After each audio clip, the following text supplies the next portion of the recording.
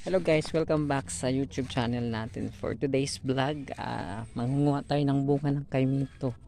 So, or star apple ba yun? Kasama ko naman yung mga aso ko ngayon. Yan si Negi, si Maymay at saka si Princess at saka si Negro at si Kikay.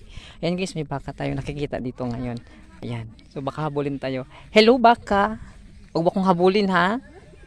Hindi ako mabilis tumakbo. Oo. Ayan guys, mangunguha tayo ng star apple ngayon ha. Nagpaalam na tayo sa may-ari dito. So legit na legit talaga yung gagawin natin ngayon. Hindi ito magnanakaw. Portion. Ayan guys, so kung napapansin nyo, napakaganda ng mga tanawin, mga views dito. Ayan, so guys, ayan. Huli lang tayo pala ngayon. Nakala ko akong nauna. Hindi na pala virgin ang puno na ito. Oh my God. Guys, ayan guys ha. So for public viewing guys, ito na po yung bunga niya. Yan, pag hilaw pa siya. Yan. Ayan.